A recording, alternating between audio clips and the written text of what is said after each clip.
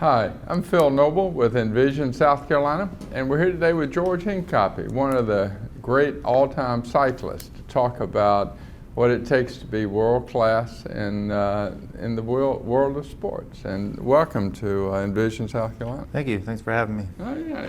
And you moved to South Carolina, we were saying, how long ago? Yeah, 1999, moved to South Carolina. And what made you pick out South Carolina? Well, I wanted to be somewhere on the East Coast because most of my races are in Europe. So I wanted to have my family's on the East Coast, and it's easier to get to Europe from the East Coast, obviously. So South Carolina, in particular, Greenville, is probably one of the best places to ride a bike on all of the East Coast. And you were born and raised in upstate New York? Actually, Queens, New York, Queens, right outside New York. the city. Yes.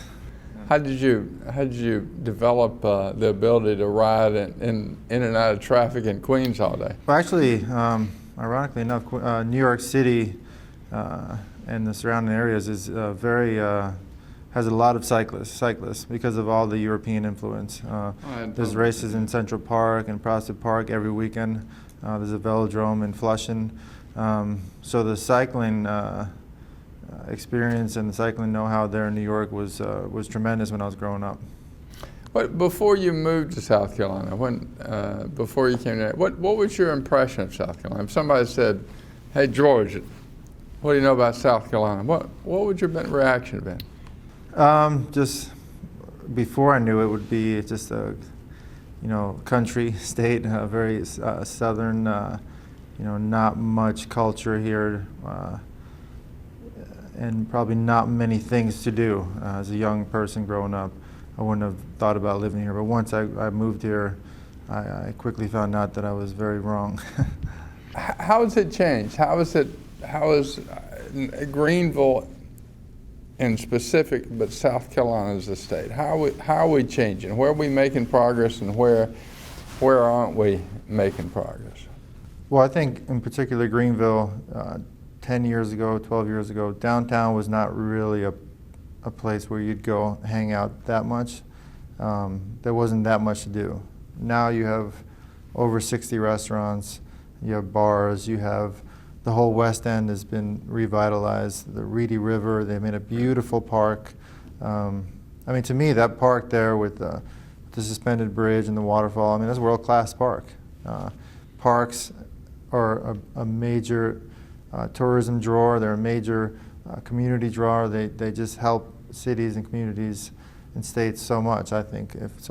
We have tons of beautiful state parks and that I feel can be either improved or promoted more. But I think the biggest changes for Greenville and for communities like Charleston has been their increase in culture and in restaurants and nightlife and the push of healthy things. The bike paths that were built here in Greenville. They obviously put the new bridge there in Charleston with a new bike path that really promoted more cycling, promoted more running. So those are the few things that I can pick out right now offhand. And your wife and you got kids? Yes, I have an 8-year-old and a 4-year-old. And what do they think of this place? Oh, they love it. My wife is French. She's from Dijon, France, and the first couple of years that she lived here, she was a bit lost. She didn't love it here, and now we've been together now 10 years, and now I can barely get her to go to France with me. The last 3 or 4 years when I'm over in Europe racing, and I want the family over there. She's like, well, how long do I have to go for? So she much prefers living here in South Carolina, and she's really adapted to living here. Has a lot of friends and enjoys the community a lot now. Tell me about you. You retired. I mean, South Carolina. We have a whole promotion thing to promote people to come retire to South Carolina, but we don't have very many people retire at your age. Yeah. Well, I mean, it's dog years for me. I've been a pro cyclist for 19 years, so I've done 17 Tour de France's. I've done. Jeez. So just in my Tour de France mileage alone, let's say 60.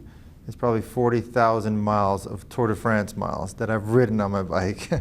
And that doesn't, I mean, that's only 3 weeks a year for 17 years. I've done, hundreds, thousands of other races as well. Yeah, how many miles have you ridden?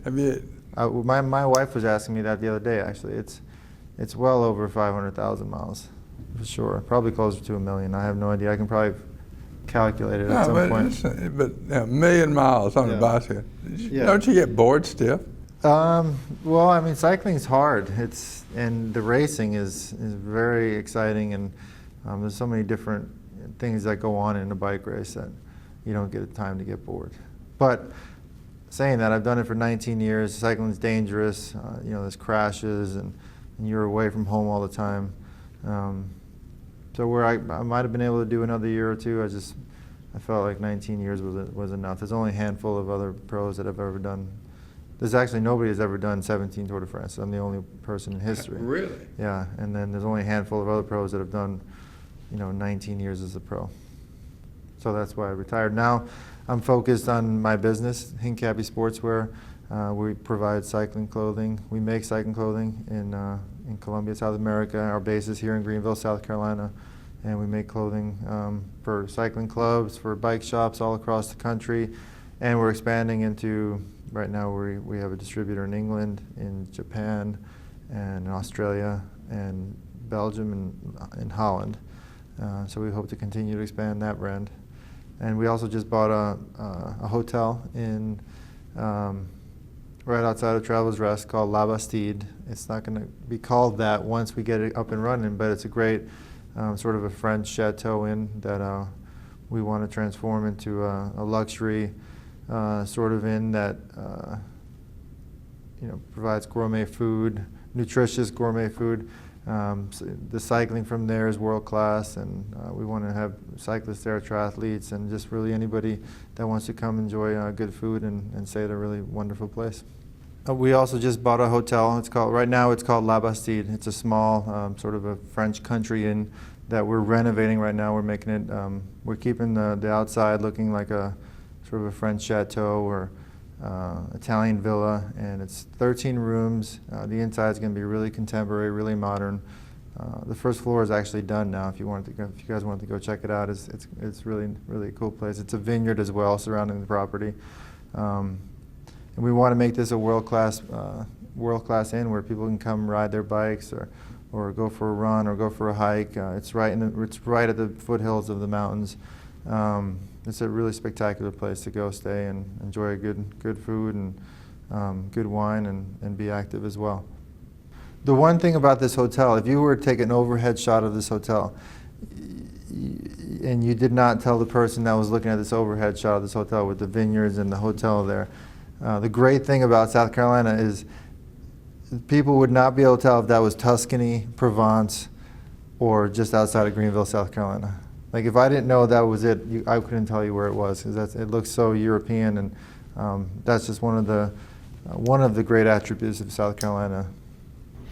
In terms of your businesses here, and talk a little bit about your business and any sort of particular challenges or opportunities because it's South Carolina. Well, our business, it's based here in Greenville, and really the cycling culture and the way the sport has grown here in Greenville and in South Carolina has helped our business tremendously. We have tons of people interested in our office and where it's located, sort of on a part of downtown, which is not yet been sort of modernized yet. And we're just the fact that our business is there is really bringing a lot of attention to that area. And the community is really behind, the city is really supportive of really anything that we get behind. The city's been super supportive. And the city has been all about growth and correct growth. They want the city to be known as a place where tourists can come enjoy, a place where people can raise families, a place where you can do good business as well.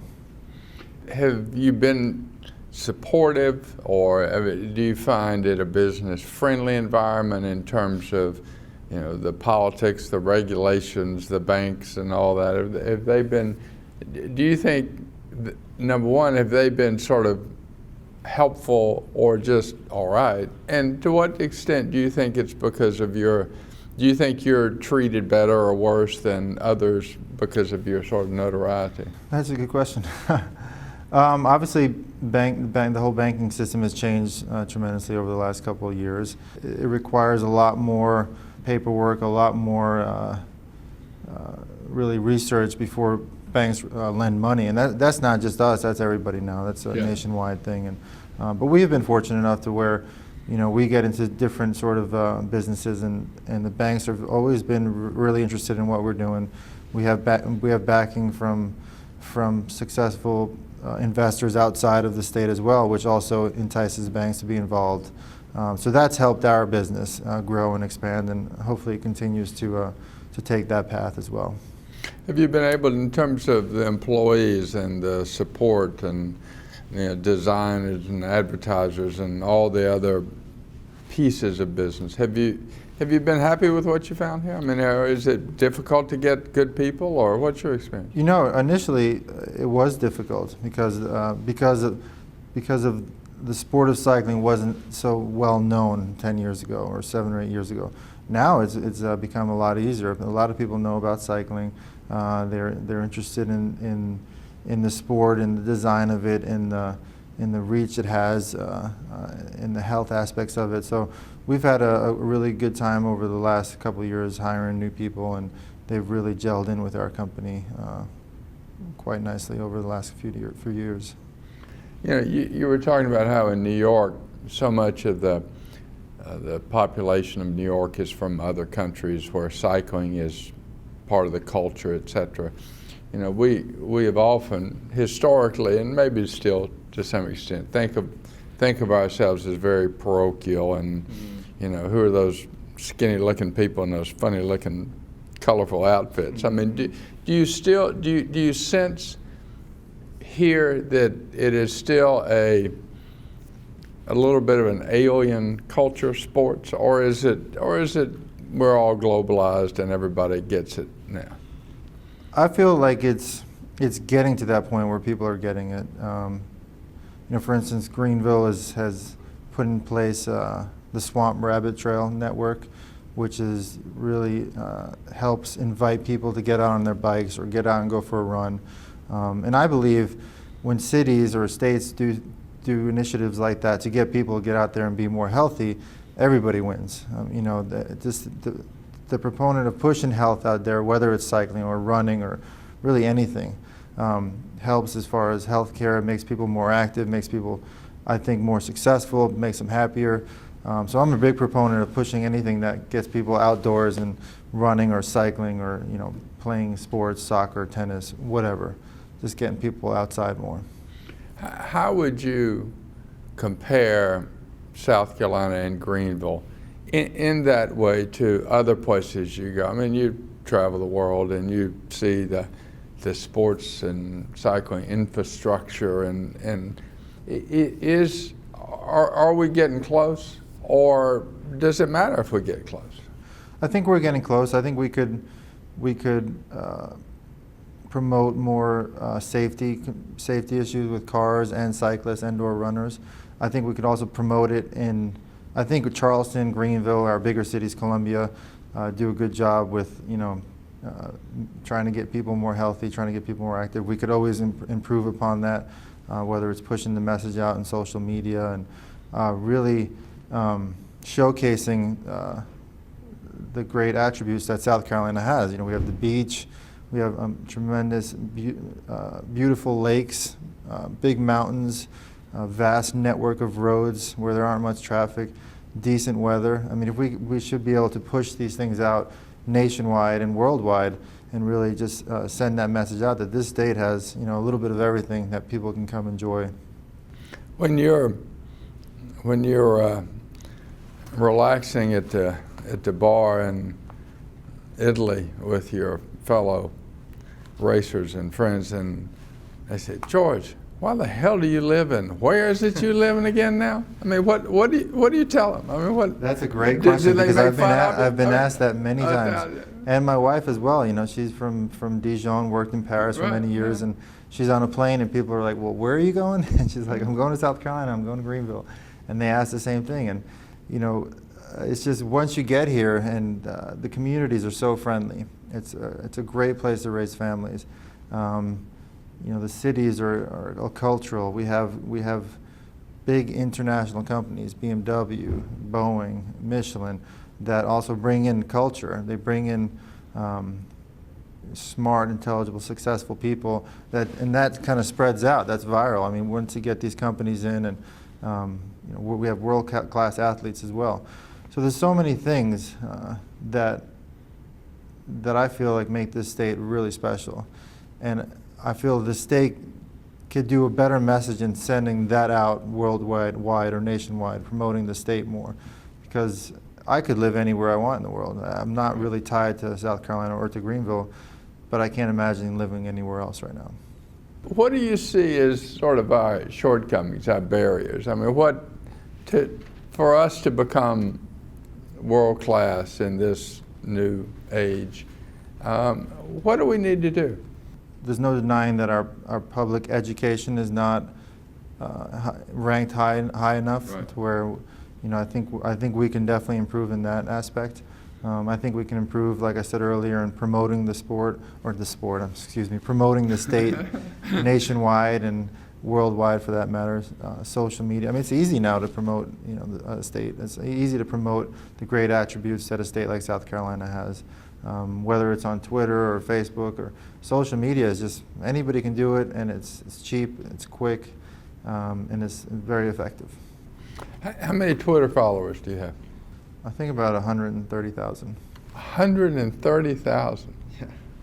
Your interaction with business people here, you know, how do you think they compare to other business folks? I mean, your sponsors and partners and all are global, et cetera. Do you think that the local business environment gets the global part? I think they're getting it. Yeah, in fact, I had a meeting yesterday with a company. I don't know if I can say that on air, but oh, sure. Yeah. Well, it's a private jet company, and obviously they have a global following, global network, high net worth individuals, and they get it. I mean, they love Greenville, South Carolina. They love the message of pushing out sport, especially unique sports like cycling, for instance. I'm biased. I mean, that's what I've done my whole life, right? But they get the great things that South Carolina offers. You know, the beaches, the lakes, the mountains, the roads, really the hiking and the outdoor activities that they can promote.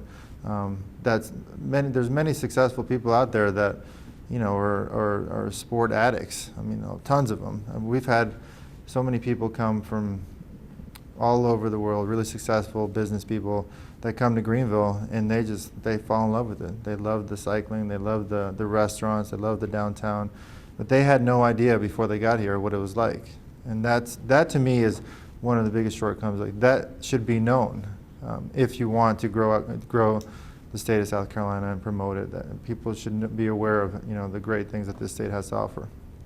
Yeah, I think we really do a reasonably poor job in that. And I mean, from my sense, we've always had both this inferiority complex, but this extremely boastfulness too. I mean, we sort of vacillate between the two, and we've never sort of figured out how to be down the middle on those things, sorts of things.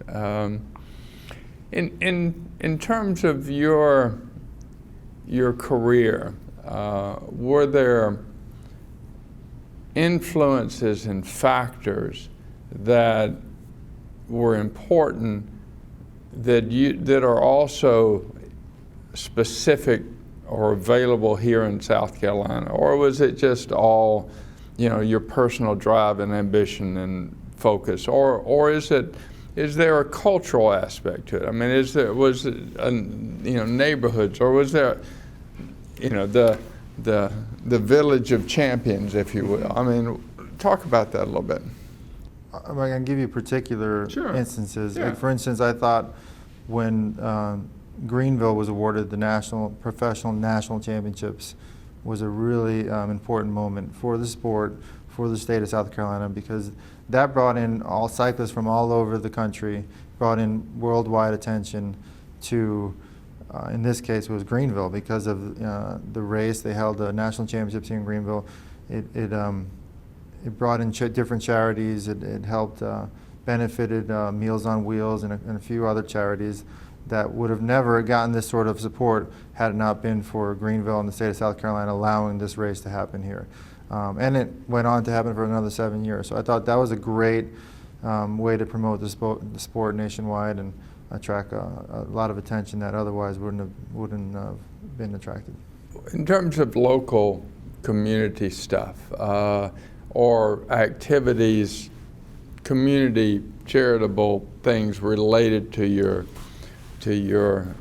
career, what are you most interested in South Carolina? What would you like to see your South Carolina legacy be? Or maybe you've just said I hadn't figured it out yet. Well, I mean, I love being involved in, when we do we did an event on October called the Hincapie Grand Fundo. We brought in, we put it together in 3 months, a very short period of time, and we had 1,300 people attend the event. And we raised over $30,000 for a Meals on Wheels charity. And that, like I said, we put that together in 3 months. We're going to do it next year, October 26th. We're expecting 3,000 people. And if we can, and so hopefully that'll double the amount of money we raise for this charity as well. Is it a ride? It's a ride. It's October 26th. It's an 80-mile, 50-mile, and a 20-mile, and it's brutally hard. Like people Where is it, through the mountains? Yes, through the mountains. We start in, at just outside of Travelers Rest, and we go through North Carolina a bit, and then we finish back in Travelers, right outside of Travelers Rest. But events like that really help. Did you lead? Did you win? Well, it was a fun ride, so I didn't win. I just rode it. you let somebody but else the win. winner did win a bicycle. We did give away Okay. a big, nice BMC bicycle, and but I rode with a bunch of my buddies from all over the world. In fact, came some of the best cyclists in the world. Cadell Evans, the guy who won the Tour de France, and TJ Van Garderen was fifth place in the Tour de France. They all came, and Cadell Evans was shocked. You know, he's from Australia. He lives in Switzerland, and he's like, "Did you shut the roads down for this ride?" I'm like, "No, this is like a normal. You know, once you get out in the country in the mountains, you don't see many cars." Right. So he couldn't believe how great the roads were, how beautiful it was, and how quiet it was, and the amount of people that showed up. Now, he was just blown away. And here's a guy that's been all over the world, you know, has won the Tour de France, the biggest bike race in the world, and he was really impressed with the whole event, with Greenville, and with this whole experience here in South Carolina. Yeah, that's a wonderful sort of way to figure out a way to leverage that, to multiply that. I mean, you know, one of the things I've always ask everybody is leverage. How do we take one thing and leverage it to 10, particularly in this state, and particularly with somebody like you? I don't know if you're probably familiar with it, may have ridden it, the Great Iowa Bike Ride. Do you know about that? The Ragbri. Yeah, where they ride from one. I haven't ridden it, but I've heard of it. Yeah, they have I think it's probably been going on 30 or 40 years now. They ride from one side of the state to the other for a week. Yeah. And, you know, I've always thought that, you know, that would be a great tradition to sort of start in South Carolina, because I think they have, you know, 75,000, 100,000 people ride this thing. It's huge. Yeah, and it has become sort of a permanent part of the psyche of who Iowans are. And I've always thought we could. Of course, Iowa's just flat, so I mean, you know, it's pretty easy. We don't have that here, but we have it down in Charleston. Low country is pretty, If you were, this is a question I've asked everybody, you know, trying to think about South Carolina going from where we are to where we want to be. If all of a sudden in the great French tradition, we all got together and we decided you were going to be the king, and we said we're going to put King George I on the crown down in Columbia, on the throne in Columbia, and say, okay, we're your loyal subjects. What would you have us do? What do you think we ought to be doing in this state? I'd turn everybody into a cyclist. And sell them your shirts. And, But I would promote health. I think health is a huge factor in the success of a state, of a community, anything. Because, like I said earlier, being healthy just raises the level of everything, of performance, of happiness, of getting things done. So I would promote healthy eating, nutrition, and just being healthy, active, doing exercise. I would make it a goal to promote the state as much as possible outside of the state, nationwide, worldwide, to bring in more tourism, because we have, such beautiful places and cities here in South Carolina that I feel aren't getting as much attention as they should be getting. Yeah. And take that down to a personal level. I'm sure you've had it happen thousands of times. Some 7-year-old kid comes up and says, "I want to be you when I grow up." What's your advice to him? Well, there's no denying I've been through a lot lately, as of late, and everybody makes mistakes. And what I would say is, just stay on the course. You can only rely on talent. Talent will only get you so far, but it's the mix of talent and hard work and dedication that's going to really take you above, where you ever imagined being. So there's no secrets. It's just hard work, talent, and how bad do you want it. Envision South Carolina, world class and globally connected.